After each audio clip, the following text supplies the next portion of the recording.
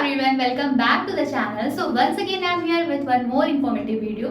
So dear students, आज की जो वीडियो है ना, एक्चुअली ये थॉट है जो आपके माइंड में हमेशा आएगा जब जब आपका एग्जाम आएगा। तो थंबनेल देख के आपको टॉपिक तो पता लग गया होगा, बट फिर भी मैं आपको एक बार बता दूं। तो आज के इस वीडियो में हम डिस्कस करने वाले हैं कि अगर in case BSc nursing first semester या फिर कहूँ किसी भी सेमेस्टर में आपका बैक लग जाता है, तो क्या उस पर्टिकुलर सेमेस्टर, जिस ईयर का वो पर्टिकुलर सेमेस्टर है, वो पूरा ईयर बैक हो जाता है। अब बात यहाँ पर आ रही है कि मतलब लाइक बैक लगने जैसा मैटर है, तो क्या बीएससी नर्सिंग बहुत ज्यादा टफ होती है? इन दोनों टॉपिक पे हमें साथ में डिस्कस करना बहुत जरूरी है इस टॉपिक का रिलेटेड डाउट क्लियर करने के लिए। तो वीडियो को एंड तक देखना and this is my promise कि ये वीडियो देखने के बाद ना सेमेस्टर बैक लगने को लेकर के आपका जो भी कंफ्यूजन है वो सब दूर हो जाएगा। बट हाँ, आपको एक छोटा सा काम करना होगा, चैनल को सब्सक्राइब करना होगा, जिससे मेरी अपकमिंग सारी वीडियोस आप तक पहुंचती रहे। तो चलो अब पॉइंट पे आते हैं। सेमेस्टर बैक लगने पे पूरा ईयर बैक होता है कि नहीं होता है, इसके पहले हम ये डिस्कस कर लेते हैं कि क्या बीएससी नर्सिंग बहुत ज्यादा टफ है, इसको पढ़ना इतना टफ है कि बैक लग जाता है बच्चों का। तो देखो बच्चों, कोई भी चीज का टफ होना या इजी होना ये हमारी थिंकिंग, ये हमारे पोटेंशियल पे डिपेंड करता है। जैसे कि देखो सब्जेक्ट्स तो जो है, मैंने ऑलरेडी एक वीडियो बना दी है पर्टिकुलर कि फर्स्ट सेमेस्टर में आपको कौन कौन से सब्जेक्ट पढ़ने हैं। तो पढ़ना है, टफ है, मतलब जैसे कि चीजें बहुत ज्यादा हैं, सिलेबस ब्रॉड है, बहुत सारे टर्म्स नए नए आपको पढ़ने होंगे, जैसे कि स्कूल से कॉलेज अब आ चुके हो, वो भी एक मेडिकल प्रोफेशनल कोर्स करने के लिए। ऑब्वियस ही बात है कि आपकी पढ़ाई का स्टैंडर्ड भी हाई होगा।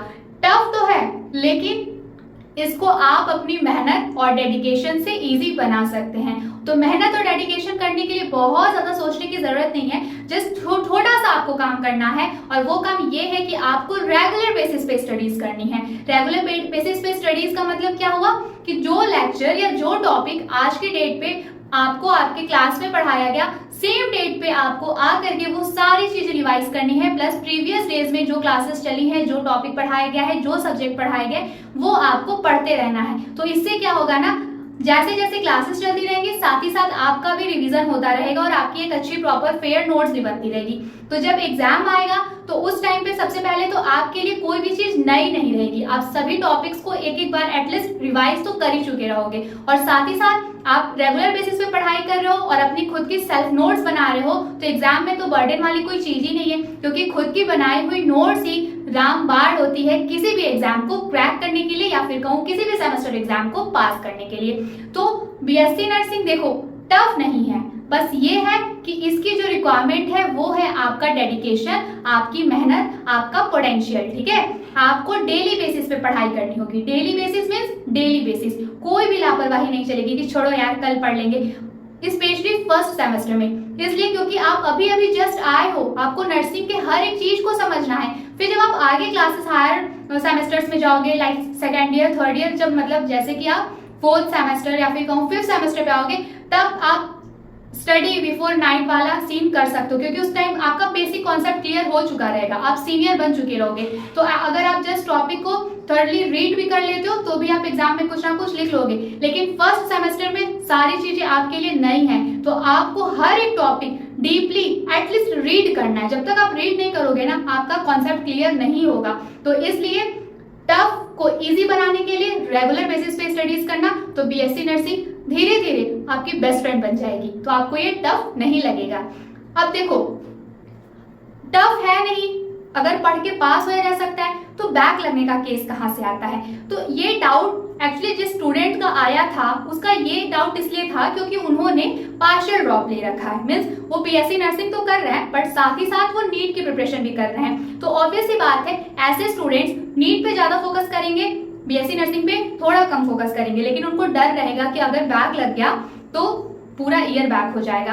तो देखो सबसे पहली बात, बीएससी नर्सिंग आप पढ़ के नीट के साथ भी बीएससी नर्सिंग पास कर सकते हो, फेल होने जैसा इसमें कुछ भी नहीं है। जस्ट आपको डेडिकेट होकर डेली बेसिस पे थोड़ी थोड़ी स्टडीज करनी होगी। ठीक है, और मैं लेक्चर्स अपलोड जो करूंगी वो सारे लेक्चर्स को देख के नोट्स जरूर बनाते रहना। ठीक है, अब इन केस आपकी मेहनत करने के बाद भी मान लो कुछ अंडरलाइन इश्यूज की वजह से, सर्कमस्टेंसेस की वजह से आप पेपर में नहीं अच्छा कर पाए, और अगर आपका सेमेस्टर बैक हो गया, तो उसका क्या होता है कि जैसे कि आप अगर फर्स्ट सेमेस्टर में आपका बैक लगा है, तो आपका सिर्फ फर्स्ट सेमेस्टर में ही बैक है। जैसे आपके साथ वाले जैसे बाकी बच्चे सेकेंड सेमेस्टर में जो सब्जेक्ट्स पढ़ेंगे, जैसे क्लासेस करेंगे, सेम एज आप भी वैसे ही क्लासेस करोगे, मतलब उनके साथ ही बैठ के आप भी अपने आगे सेकेंड सेमेस्टर की पढ़ाई कंटिन्यू कर सकते हो।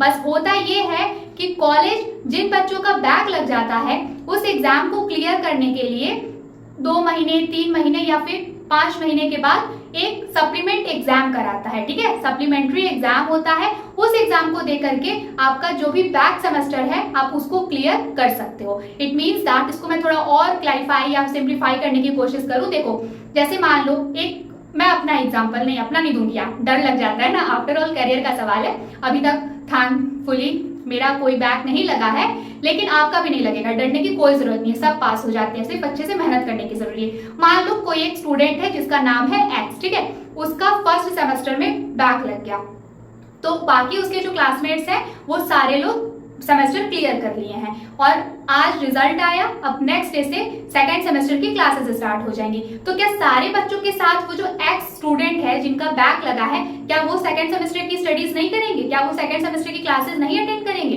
जी नहीं, वो भी अपने बाकी बैचमेट्स के साथ सेकेंड सेमेस्टर की क्लासेस अटेंड करेंगे। ठीक है, वो सारे सेकेंड सेमेस्टर के सब्जेक्ट पढ़ेंगे जो उनके बाकी के बैचमेट्स पढ़ रहे हैं जो फर्स्ट सेमेस्टर पास कर चुके हैं। बस डिफरेंस इतना रहेगा कि आपका जो रिजल्ट है उस पे कैरी ओवर पेपर लिखा रहेगा। जिस भी पेपर में आपका बैक लगा है, मींस जो एक्स स्टूडेंट है जिनका बैक लगा है, उनके लिए उनके कॉलेज के साइड से नोटिस आएगा। 2 महीने, 3 महीने या फिर 5 महीने के बाद एक सप्लीमेंट्री एग्जाम होता है। सप्लीमेंट्री एग्जाम होता है, ये उन बच्चों के लिए होता है जिनका सेमेस्टर में बैक लगा था। तो आप ये जो सप्लीमेंट्री एग्जाम होते हैं, मान लो अगर आपका फर्स्ट सेमेस्टर में सप्लीमेंट्री एग्जाम मतलब बैक लग गया है, तो सेकंड सेमेस्टर का फाइनल एग्जाम होने के पहले ही एक सप्लीमेंट्री एग्जाम होता है जिसमें जिन बच्चों का भी बैक लगा रहता है वो एग्जाम दे करके वो बच्चे अपना पिछला सेमेस्टर मींस फर्स्ट सेमेस्टर पास कर लेते हैं। तो सेकंड सेमेस्टर जब होगा तो आप भी तब तक अपना फर्स्ट सेमेस्टर का पेपर जिसमें बैक लग गया था उसको क्लियर कर चुके रहोगे और अपने बाकी के बैचमेट्स के साथ आराम से एग्जाम दे सकोगे और अपना आगे का जो भी सेमेस्टर है उसको कंटिन्यू कर सकोगे।